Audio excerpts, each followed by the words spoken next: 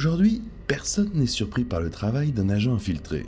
Partout dans le monde, les services secrets infiltrent les groupes criminels et tentent de les détruire en rassemblant le plus de preuves possible. Pour cela, ils peuvent jouer le rôle du méchant pendant des années, risquant chaque jour d'être démasqués et tués. Mais cela n'a pas toujours été le cas. Premières opérations de ce type étaient le plus souvent de courte durée et se terminaient par l'arrestation de petits voleurs ou de trafiquants de drogue pris en flagrant délit. L'approche a commencé à changer au milieu du XXe siècle, et notre héros d'aujourd'hui est devenu le premier agent aux États-Unis à rester sous couverture pendant plus de 5 ans. Son travail a permis d'obtenir des informations qui ont aidé les autorités à inculper plus de 200 mafieux américains. Piston a d'abord réussi à infiltrer la famille Colombo, puis la famille Bonanno, où il a joué son rôle de manière si convaincante qu'il a obtenu le soutien du capitaine, puis du parrain Dominic Napolitano, qui s'apprêtait à initier Piston à la mafia américaine. Vous avez pu voir tout cela dans un film, Donnie Brasco, avec Johnny Depp et Al Pacino, inspiré des mémoires de Piston. Cependant, le film a laissé de côté de nombreux détails. Dans cette vidéo, je voudrais corriger cela en vous racontant la véritable histoire de Donnie Brasco. Et si vous souhaitez découvrir comment un agent du FBI a réussi à tromper les mafieux américains pendant 6 ans en jonglant entre la vie et la mort, alors voici Joseph Piston du mauvais côté de la loi. Joe Piston est né en 1939 en Pennsylvanie. Ses premiers ancêtres à poser le pied sur le sol américain furent ses grands-parents. Certains sont venus de Sicile, d'autres de Calabre. Les parents de Piston ont souvent déménagé quand Joe était petit, mais il a quand même passé la bonne partie de sa scolarité dans une petite ville du New Jersey appelée Paterson. Le futur Donnie Brasco était un bon élève et pratiquait le sport. Il jouait dans les équipes de football et de basketball de son école. C'est là qu'il a rencontré sa future femme, qui a finalement dû endurer beaucoup de souffrances lorsqu'il a commencé à s'infiltrer dans la mafia. Après avoir terminé le lycée, Piston est entré à l'université. En parallèle, il a dû travailler pour subvenir aux besoins de sa femme qui était enceinte. Joe a alors accepté tous les boulots qui s'offraient à un jeune homme.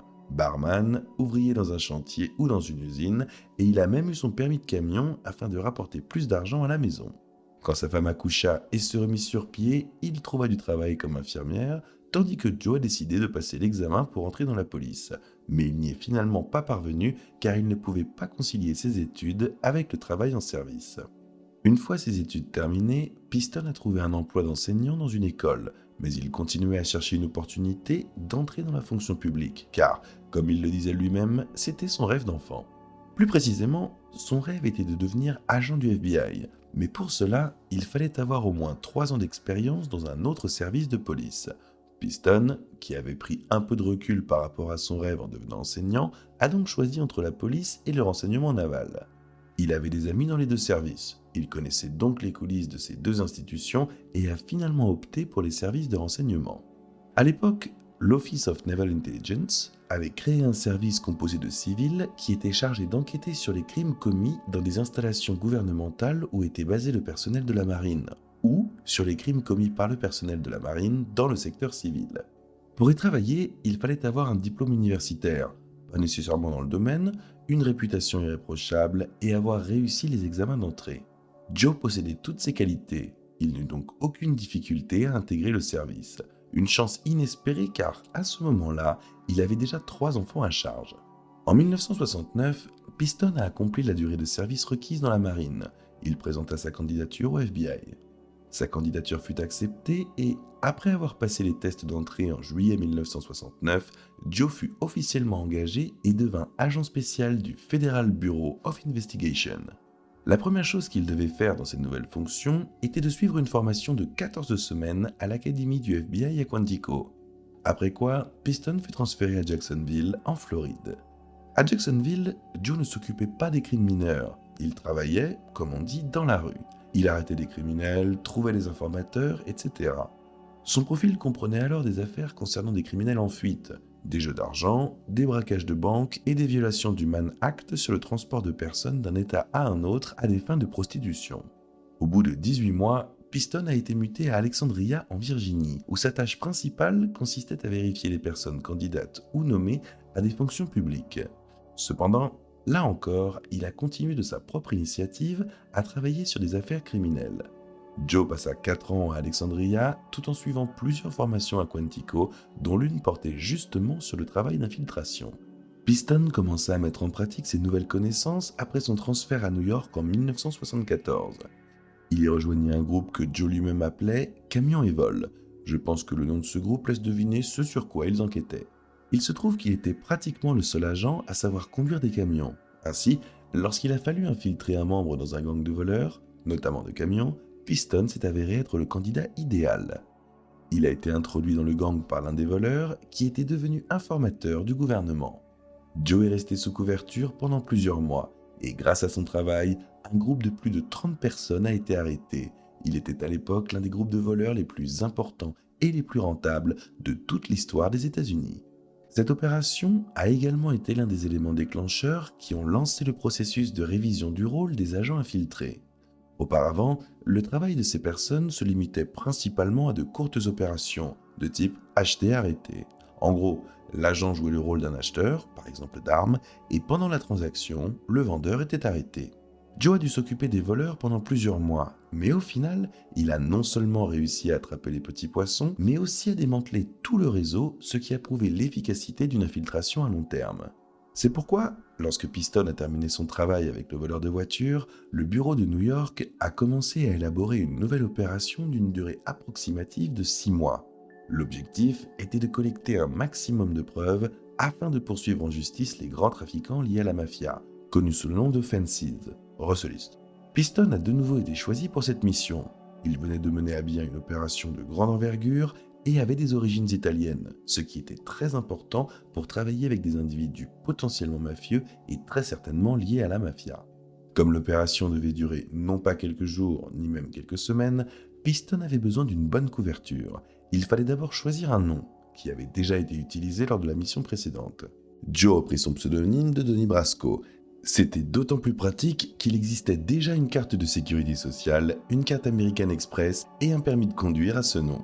Ensuite, il fallait construire un passé crédible. Donnie Brasco est ainsi devenu un orphelin issu d'un orphelinat incendié à Pittsburgh, où il ne restait aucune trace des pensionnaires, devenu au moment de l'opération un voleur de bijoux sans femme ni enfant, ayant longtemps travaillé en Floride et en Californie. Le voleur de bijoux, d'ailleurs, n'a pas été choisi au hasard. C'est l'un des rares métiers criminels qui convenait à cette mission et qui pouvait être exercé seul et surtout qui excluait la violence dans 90% des cas. Ainsi, Joe pouvait prétendre travailler seul et personne n'allait vérifier les résultats de ses prétendus cambriolages. Si on lui proposait un braquage à main armée, il pouvait simplement dire que ce n'était pas son domaine et ainsi éviter des problèmes inutiles. Et pour vraiment avoir l'air d'un pro dans son domaine, Piston a étudié différents systèmes d'alarme et de vidéosurveillance. Il a aussi suivi un cours de gémologie, la science des pierres précieuses. La dernière étape préparatoire consistait à détruire toutes les informations concernant Joseph Piston en tant qu'agent du FBI. Son dossier personnel a été retiré de l'accès public et ses anciens collègues pensaient qu'il avait simplement démissionné. Seul son contact et quelques agents supérieurs connaissaient la véritable raison de sa disparition. Ainsi, lorsque Joe quitta le bureau du FBI à New York en septembre 1976, il resta Piston uniquement pour un très petit cercle de personnes, et pour tous les autres, il s'appelait désormais Donnie Brasco.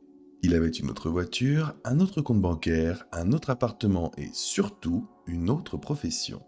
Cette fois-ci, le bureau n'avait personne qui puisse introduire Piston directement dans l'organisation sur laquelle il fallait rassembler des preuves de leur crime. Joe devait trouver lui-même un moyen de s'infiltrer et ce n'était pas aussi facile et rapide que le montre le film. Il ne s'est pas contenté d'entrer dans un bar de Little Italy et de se présenter comme un voleur de bijoux. Tout a commencé d'une toute autre manière. Au début, il ne se rendait même pas dans les quartiers où vivaient les malins. Pour ceux qui ne le savent pas, les malins étaient les membres de la mafia. Piston commença par fréquenter des bars et des clubs où le public était très varié, des lieux où la présence d'un nouveau visage ne paraissait pas suspecte. Les membres de la mafia fréquentaient également ces établissements, et l'objectif de Piston était de les habituer à sa présence. Pendant les 3 premiers mois, Joe s'est contenté de fréquenter les bars, de boire et de discuter avec ceux qui lui adressaient la parole. Il ne s'imposait à personne.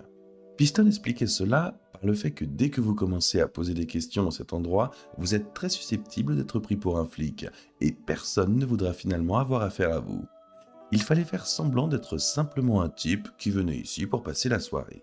Un gars qui ne cherche pas à faire connaissance, mais qui est prêt à discuter si quelqu'un en exprime le désir. Ensuite, lorsque les gens se sont habitués à voir Piston fréquenter régulièrement les mêmes établissements qu'eux, il fallait trouver un moyen de faire connaissance de manière tout aussi discrète. Le prétexte se présenta avec le jeu de backgammon, auquel les jeunes du quartier jouaient pour de l'argent dans l'un des bars. Joe a rapidement appris à jouer et, un soir, il a demandé la permission de se joindre à eux. En jouant, Joe réussit à endormir encore plus la vigilance du public local et à nouer ses premières relations. Désormais, chaque fois qu'il entrait dans le bar, plusieurs personnes l'interpellaient d'un « Salut Donny, comment ça va ?» Il n'était plus un simple visiteur de passage, mais un gars du coin à part entière. À peu près à la même époque, Piston fit la connaissance d'un barman nommé Marty. Même s'il n'était pas étroitement lié à la mafia, il connaissait beaucoup de gens de ce milieu. Au début, ils discutaient beaucoup dans le bar où travaillait Marty, puis ils commencèrent à sortir ensemble pour se détendre. Marty présenta Piston à quelques personnes influentes et s'intéressa de plus en plus à la façon dont Donnie Brasco gagnait sa vie. Au début, Joe pimentait la conversation avec des plaisanteries, mais à chaque fois, il donnait au barman de plus en plus d'informations sur sa couverture, ce qui finit par conduire à ce que, même si l'activité de Brasco n'était pas mentionnée, Marty comprit parfaitement que Donnie n'était pas un citoyen qui respectait des lois à la règle. Ainsi, lorsque Piston lui apporta quelques bijoux volés en lui demandant de les vendre, Marty ne fut pas du tout surpris. Naturellement, la rumeur sur les activités de Brasco se répandit très rapidement parmi la communauté criminelle locale. Ainsi, sans s'exposer ni attirer une attention indésirable, Piston réussit à découvrir et à confirmer l'identité de Donnie Brasco. Il disposait désormais d'un réseau de personnes qui le connaissaient, savaient ce qu'il faisait et, si Piston rencontrait d'autres personnes, pouvait leur confirmer qu'elle n'avait rien remarqué d'étrange chez Donnie. Piston passa à l'étape suivante de son infiltration grâce à un autre agent nommé Chuck, qui travaillait sous couverture dans l'industrie musicale. Il enquêtait sur l'influence du crime organisé dans ce milieu. Chuck et Piston se rendaient souvent ensemble dans des bars sous leurs fausses identités, et un jour, Chuck a présenté Joe à un certain Albert, qui était lié à la famille Colombo et avait un oncle dans cette famille. Piston se lia d'amitié avec Albert, et ils commencèrent à fréquenter les bars ensemble, à fêter les fêtes et tout le reste. Au tout début de 1977, c'est Albert qui introduisit Donnie Brasco auprès de Gilly Greca, figure de la famille Colombo, ouvrant ainsi la voie à la première infiltration menée par Piston dans leur rang. Gilly a lui-même invité Donnie dans son magasin, où son équipe se réunissait chaque jour dans une pièce séparée. Là, les gars passaient la majeure partie de leur journée à jouer aux cartes et à discuter de projets potentiels, qui consistaient principalement à des vols. Très vite, Brasco s'est intégré. On lui demandait même conseil sur les systèmes d'alarme et de vidéosurveillance, ainsi que pour évaluer l'authenticité des bijoux. D'ailleurs, l'épisode au début du film, où Donnie dit à Lefshi que sa bague est un faux, s'est réellement produit dans l'équipe de Gilly. Brasco a déclaré à un petit malin que les diamants qu'il avait volés n'étaient même pas authentiques. Ce dernier a longuement hésité à répondre et a même laissé entendre qu'il se vengerait si Don avait tort. Mais lorsque son acheteur lui a finalement répété la même chose, il a été contraint d'admettre qu'il avait tort, tout en gardant rancune à Brasco. Ce type a longtemps insisté auprès de Gilly pour qu'il vérifie les antécédents de Donnie, ce qui n'a toutefois pas empêché les autres gars d'emmener Brasco avec eux pour certaines affaires. Gilly a supporté cela pendant quelques mois, mais a fini par céder. Et un jour, lorsque Brasco est revenu au magasin, on l'a emmené dans l'arrière-boutique et on lui a demandé de donner au moins un nom d'une personne avec laquelle il faisait affaire en Floride ou en Californie. Tout cela afin que les petits malins qui doutaient de sa réputation puissent vérifier auprès de leurs connaissances là-bas si Donnie disait la vérité et ce que cette personne pensait de lui. Pour cette occasion, le bureau avait préparé un homme, un voleur de Miami qui était devenu un informateur secret, mais il en avait été informé dès le début de l'opération en septembre 1976. Mais nous étions déjà au printemps 1977 et il était fort probable que le type ne se souvienne plus de cette demande. Ainsi, en donnant le nom, Piston avait environ 50% de chances de survivre. Pendant tout ce temps, alors que ce petit malin méfiant essayait de trouver l'homme nommé Brasco par l'intermédiaire de ses hommes, l'agent infiltré était enfermé dans l'arrière-boutique de Gilly. Quel soulagement pour lui lorsque, le soir venu, le gars revint avec la confirmation de Miami que Donnie Brasco allait bien. Après cet incident, les contacts entre Brasco et l'équipe de Gilly se sont progressivement espacés, mais cela était moins lié au fait de cette vérification. Pendant environ 6 mois, Piston a tenté de découvrir, par l'intermédiaire de ces petits malins spécialisés dans le vol, qui étaient leurs acheteurs, car au départ, l'objectif principal était justement de trouver les gros acheteurs liés à la mafia. Mais sous aucun prétexte, ils ne révélaient leurs contacts. Au lieu de cela, Piston a réussi à rassembler des preuves contre la bande de Gilly elle-même, et la question s'est posée au bureau. Faut-il retirer Joe et procéder à des arrestations, ou le laisser à l'intérieur? Il a été décidé de poursuivre l'opération, mais d'élargir les objectifs. Il ne s'agissait plus seulement de rechercher des acheteurs, mais plutôt la mafia en général. Avec un tel objectif, Gilly Greco n'était pas aussi intéressant qu'un autre mafieux avec lequel Piston avait établi le contact à l'époque, un certain Tony Mira. Donnie Brasco a donc passé de moins en moins de temps avec la famille Colombo, où se trouvait Gilly, et de plus en plus avec la famille Bonanno, où se trouvait Tony. Mira était un bien plus gros poisson que Greco. Il avait purgé une longue peine pour trafic de drogue, et après sa sortie de prison, il s'était lancé dans les jeux d'argent, le commerce de jukebox, le racket et, toujours, le trafic de drogue. Mira a commencé à emmener Brasco avec lui, que ce soit pour aller dans des bars et des restaurants, pour collecter de l'argent ou pour rencontrer d'autres mafieux. Mira a également présenté officiellement Brasco à son capitaine, Mickey Zafrano, et l'a présenté à Benjamin Ruggiero, surnommé Lefty, le gaucher. D'ailleurs, la scène du film Donnie Brasco, où Lefty réclame ses $8000 à un type qui lui a refilé une bague contrefaite, a été tournée avec Mira, et non avec Ruggiero. C'est Mira qui a réclamé son argent au type, et quand celui-ci a commencé à se justifier, il s'est mis en colère. Piston savait que Tony avait toujours un couteau sur lui et, afin d'éviter tout bain de sang, avec la permission de Mira, il a pris le gars à part et lui a expliqué ce qui pourrait arriver. En plus de ses fréquentations avec Mira, Brasco a commencé à fréquenter Ruggiero, qui n'était pas opposé à sa présence dans son club social. Entre lui et Mira, une rivalité s'installa autour de Donnie. Chacun cherchait à l'attirer dans son propre clan et à en faire son partenaire officiel. Cet enthousiasme était lié au fait que Piston avait réussi à donner à Brasco l'image d'un voleur assez prospère. Il apportait de temps en temps le fruit de ses prétendus cambriolages, qui comprenaient pour des dizaines de milliers de dollars de bijoux et de pierres précieuses, et les montrait autour de lui. Et le mafieux qui le prenait sous son aile recevait une partie des bénéfices de ses vols. Les bijoux provenaient d'objets confisqués lors d'arrestations précédentes. Pour certains d'entre eux, il était impossible de trouver le propriétaire, et ils étaient donc utilisés. Finalement, Brasco, comme dans le film, a rejoint le gang de Lefty. En 1977, Mira s'enfuit de la ville pour échapper aux poursuites, et Ruggiero s'empressa alors de revendiquer Donnie comme son homme. Je propose ici de nous éloigner un petit peu de l'histoire de l'infiltration de Piston dans la mafia pour parler de Lefty, car il a joué un rôle tout aussi important dans le film. Je voudrais raconter son histoire et vous éclairer sur la différence entre la façon dont Ruggiero est présenté dans le film et ce qu'il était en réalité. Lefty est né à New York en 1926. Très jeune, il a rejoint la famille Bonanno. Il a été accepté dans la mafia en 1977. Il était soldat sous le commandement du capitaine Mike Sabella, et Ruggiero gagnait principalement sa vie grâce au jeu d'argent, notamment en prenant des paris et en pratiquant l'extorsion, ainsi qu'en se livrant à des activités d'usure clandestine. Lefty était également considéré comme l'un des principaux tueurs de la famille à l'époque. Il a commis environ 30 meurtres. Tout comme dans le film, il était un joueur invétéré, constamment endetté à cause de cela.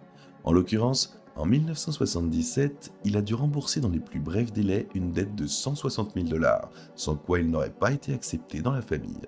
Cependant, contrairement au personnage d'Al Pacino, qui incarne le rôle de Lefty, présenté comme une sorte de bouffon qui n'a rien accompli dans sa vie, le vrai Ruggiero était beaucoup plus respecté au sein de la mafia, et il a même été capitaine par intérim pendant un certain temps. Sans l'opération Piston, il aurait pu le devenir de façon permanente. Un autre aspect dans lequel le film s'éloigne sensiblement de la réalité concerne l'amitié supposée s'être développée entre Ruggiero et Piston sous l'identité de Donnie Brasco. Donnie n'a jamais proposé à ce dernier d'acheter un bateau et de s'enfuir pour sauver Lefty de la mafia et de la justice. Il n'a jamais considéré leur relation comme amicale. De plus, Ruggiero agaçait fortement Piston par son comportement. Piston entretenait des relations étroites avec Sonny Black. Là, il y avait vraiment quelque chose qui ressemblait à de l'amitié. Mais il y avait aussi une part de vérité dans le film à propos de Lefty. Il n'aimait vraiment pas le froid et avait peur de prendre froid. Et le moment où il était quasiment congelé dans sa chambre était également réel. Les gars ont décidé de lui faire une blague et ont réglé la climatisation au minimum. Mais Lefty ne savait pas comment l'éteindre et le gaucher, d'ailleurs, existait aussi dans la réalité. Certes, les conditions dans lesquelles il s'en était emparé n'étaient pas exactement celles décrites, mais l'événement, lui, a bel et bien eu lieu. La rencontre entre Lefty et Brasco, comme je l'ai dit précédemment, était différente de celle du film. Au début, il s'agissait simplement de communication. Puis, Ruggiero a progressivement commencé à impliquer Donnie dans ses affaires. Il lui demandait de récupérer des dettes, de prendre des paris dans un bureau de bookmaker ou encore de se rendre à la place de Nicky Marangelo, le sous-chef de la famille, pour rendre compte des activités de jeu d'argent. Brasco s'est montré excellent dans toutes ses tâches et en plus, il gagnait bien sa vie grâce à ses vols. Alors Lefty, après s'être renseigné sur Donnie dans la rue, l'a officiellement pris comme partenaire. Après cela, il a commencé à lui apprendre le métier comme dans les films. Raste la moustache, traite les gens intelligents avec respect, reste toujours en contact, etc., etc. Après cela, leur manière de travailler ensemble changea. Lefty a commencé à impliquer Donnie dans presque tout. Escroquerie, vol, paris, usure, extorsion, etc. Au fil des années, Piston a mené de nombreuses opérations de ce type, mais je ne vais pas en parler car elles n'ont pas d'influence sur le déroulement général des événements et ne sont pas très importantes. La première concernait Milwaukee et la famille mafieuse locale dirigée par Frank Balistieri. Le FBI a infiltré dans cette ville un agent sous le nom de Tony Conte, qui devait se faire passer pour un vendeur de distributeurs automatiques et commençait à essayer de promouvoir ses services auprès des propriétaires de bars et de magasins locaux. Le bureau espérait que les mafieux locaux, qui contrôlaient pratiquement tout ce commerce à Milwaukee, tenteraient de chasser Conte de leur territoire par la menace, ce qui leur vaudrait des poursuites pénales, mais rien ne s'est passé, personne ne voulait avoir affaire à Conte. Les propriétaires de bars et de magasins lui refusaient tout simplement ses services et les mafieux, voyant les échecs de ce malheureux homme d'affaires, ne cherchaient aucunement à entrer en contact avec lui. Les chefs ont alors décidé d'essayer d'impliquer la famille Bonanno par l'intermédiaire de l'agent Piston, afin d'atteindre la famille de Milwaukee. Joe, dans le rôle de Donnie Brasco, a commencé à parler un petit peu à Lefty à ce sujet, mentionnant en passant, lorsque l'occasion se présentait, son ami qui avait décidé de se lancer dans les distributeurs automatiques. Il a ainsi fait connaître à Ruggiero l'existence de Tony Conte, puis a attendu le bon moment pour lui proposer de l'aider à créer une entreprise à Milwaukee. Cette occasion s'est très vite présentée lorsque Lefty a eu un besoin urgent d'argent. Brasco lui a dit que son ami de Milwaukee pourrait leur en prêter, mentionnant qu'il en avait accumulé beaucoup qu'il souhaitait investir dans une entreprise de distributeurs automatiques, pour laquelle il avait besoin de l'aide d'un homme intelligent afin de négocier avec les hommes intelligents locaux, ce qui représenterait une belle occasion de gagner de l'argent. Fidèle à son habitude d'être à court d'argent, Ruggiero tomba immédiatement dans le piège. Dès que Donnie précisa que l'investissement initial de Conte tournait autour de 200 000 $, Lefty se mit à cogiter, cherchant déjà comment entrer en affaires avec la famille locale. D'abord, Lefty rencontra personnellement Conte, se renseigna sur la somme dont il disposait et lui extorqua 2500 $ pour les frais. Ensuite, Ruggiero se rendit auprès de son capitaine, Mike Sabella, afin qu'il contacte son patron, Carmine Galante, qui devait donner son accord pour cette affaire. Galante a approuvé l'idée et Ruggiero et Sabella ont commencé à chercher des contacts dans la famille de Milwaukee. Un type connaissait un autre type, qui connaissait un troisième, et ainsi de suite, jusqu'à ce qu'ils trouvent des personnes capables d'organiser une rencontre avec Balistrieri. Lors de la rencontre, tout s'est bien passé. Ruggiero s'est mis d'accord avec Balistrieri et Conte a été autorisé à travailler à Milwaukee, mais il devait payer à la fois la famille locale et Lefty. Cependant, l'accord a échoué au dernier moment. Soit Conte a flirté avec la maîtresse de Balistrieri, soit celui-ci a simplement soupçonné quelque chose, mais le patron de Milwaukee a tout simplement cessé de donner de ses nouvelles. Et comme personne ne savait si Tony avait été démasqué ou non, il a été décidé de ne pas prendre le risque et de se retirer du jeu. Tout a été arrangé de manière à ce que Lefty puisse penser que Conte avait été tué ou qu'il avait pris de l'argent et s'était simplement enfui. Et bien que l'opération ait échoué, les informations déjà recueillies seront utiles à l'avenir lorsque Balistrieri sera jugé. Conte sera effectivement démasqué plus tard, mais Piston a eu de la chance et n'a pas dû être retiré de sa couverture. Balistrieri a appris ce fait, mais pour une raison quelconque, il ne l'a pas signalé à New York. Il ne voulait probablement pas que quelqu'un d'autre sache qu'il avait présenté à des gens un agent infiltré, comme son ami, et qu'il voulait même conclure un partenariat commercial avec lui. Conte avait déjà été mis hors jeu à ce moment-là, et tout le monde le croyait disparu, et le parrain de Milwaukee n'a tout simplement pas divulgué d'informations sur Conte en dehors de son organisation. La deuxième opération qui mérite d'être soulignée concernait la Floride et le parrain de la mafia de Tampa, Santo Trafficante. Elle a été brièvement évoquée dans le film Donnie Brasco. Elle a eu lieu quelque temps après la tentative de prise de contact avec Milwaukee, et pendant cette période, certaines choses ont changé au sein même de la famille Bonanno. Jusqu'alors, le chef officiel de la famille restait Rusty Rastelli. Même s'il purgeait une peine de prison, dans les faits, le véritable pouvoir appartenait à Carmine Galante. C'était un type particulier que beaucoup n'aimaient pas, et c'est pourquoi il fut finalement abattu en 1979, provoquant une petite réorganisation dans la famille. Mike Sabella a ainsi été rétrogradé au rang de soldat, et son équipe a été reprise par Dominic Napolitano, surnommé Sonny Black, qui au contraire a été promu. Sonny était le confident de Rastelli, qui aidait à diriger la famille depuis la prison. Brasco et Lefty ont également quitté Sabella pour rejoindre Napolitano. Cependant, tout le monde n'était pas satisfait de la situation, et une opposition au pouvoir de Rastelli s'est formée dont les figures clés étaient Alphonse Indelicato, surnommé Sonny le Rouge, Dominique Trinquera et Philippe Giacone. Plus tard, cela conduira à un conflit ouvert, mais pour l'instant, tout le monde fait semblant que tout va bien. À ce moment-là, Piston reçut à nouveau l'ordre d'aider un autre agent. Cette fois-ci, il s'agissait de la Floride et du territoire dirigé par Santo Traficante. Là-bas, un agent du nom de Tony Rossi tentait de s'infiltrer dans le milieu des jeux d'argent et d'établir un contact avec Traficante. Rossi a ouvert un club appelé Royal Court et, en plus d'une piste de danse et d'un bar, il a organisé des petites parties de poker clandestines. Peu à peu, des petits malins de seconde zone et des flics véreux ont commencé à le fréquenter. Il fallait les payer tous, mais aucun d'entre eux n'avait de contact avec Traficante. C'est alors qu'il a été décidé d'essayer d'intéresser la famille Bonanno à devenir partenaire de ce club, afin qu'elle puisse entrer en contact avec Traficante. Piston, dans le rôle de Brasco, a de nouveau préparé le terrain pour cette proposition pendant longtemps. Quand le sujet venait sur le tapis, il mentionnait Floride, son ami là-bas, ce qu'il faisait, les problèmes qu'il rencontrait, etc., etc. Cela a duré de la fin de l'automne 1979 au début du mois de février 1980, lorsqu'il a finalement informé Ruggiero que ce type de Floride demandait à devenir son partenaire afin de se débarrasser des petits malins ennuyeux qui ne faisaient que lui soutirer de l'argent sans avoir aucun contact pour l'aider à se développer. Lefty s'est intéressé à la proposition et est venu en personne visiter le Royal Court, qui lui a fait bonne impression. Au cours de cette même visite, Ruggiero a discuté avec tous les petits malins qui se mêlaient des affaires de Rossi, leur disant qu'ils devaient chercher un autre club pour leurs activités, car Lefty de New York était désormais partenaire ici. Cependant, effrayer les petits gangsters est une chose, mais négocier avec une autre famille qui travaille déjà sur ce territoire en est une autre. Il fallait ici l'aide d'une personne plus sérieuse, et Ruggiero s'est rendu à New York pour demander l'aide de Sonny Black. Après avoir écouté Lefty lui expliquer à quel point il était possible de s'enrichir en investissant un petit peu d'argent, Napolitano a décidé de venir voir par lui-même ce qu'était ce Royal Court en Floride qui pouvait les rendre riches. Une fois sur place, Napolitano a vu encore plus de responsabilités que Ruggiero auparavant. Tout d'abord, il nomma Brasco à la tête du Royal Court et lui confia, en plus de l'organisation des parties de poker et de l'agrandissement du club, la prise de paris et le prêt usurière clandestin. En outre, Sonny prévoyait également d'organiser des parties de bingo et des soirées dites Las Vegas. C'est ainsi qu'ils appelaient les casinos flottants lorsqu'un club ou un bar organisait un casino illégal pour une nuit. Dans le film Donnie Brasco, vous avez pu voir une telle nuit de Las Vegas lorsqu'une descente de police a été effectuée. Dans la réalité, une telle situation s'est également produite, mais Sonny Red n'avait rien à voir avec ça.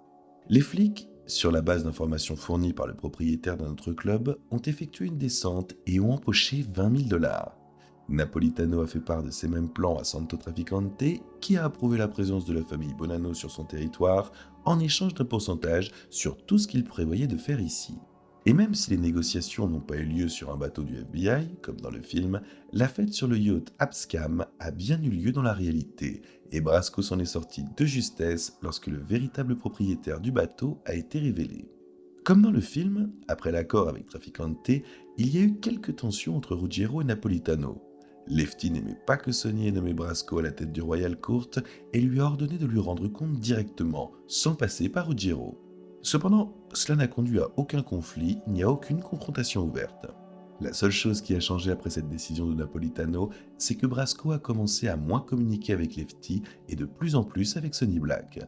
D'une part, il était plus haut placé et plus précieux pour l'opération Piston-Napolitano, et d'autre part, Piston n'avait aucune sympathie pour Ruggiero, dont l'attitude arrogante et méprisante l'exaspérait. Ruggiero lui réclamait constamment de l'argent, le rabaissait et semblait convaincu que Donnie lui devait quelque chose. Et même si, dans les affaires, Ruggiero défendait toujours Brasco, dans ses relations personnelles, Donnie préférait Napolitano. Il disait que celui-ci pouvait être un type normal quand on était seul avec lui, avec qui on pouvait simplement s'asseoir et discuter comme avec un ami, et non avec un mafieux qui était au-dessus de vous dans la hiérarchie. C'est pourquoi il s'est davantage rapproché de Sonny que de Ruggiero. Vers la fin de l'opération, Napolitano a commencé à faire confiance à Brasco presque plus qu'à n'importe qui d'autre dans son entourage, lui promettant que, dès que le patron Rusty Rastelli sortirait de prison dans quelques mois, Denis serait accepté dans la famille. Pendant ce temps, en Floride, tout suivait son cours.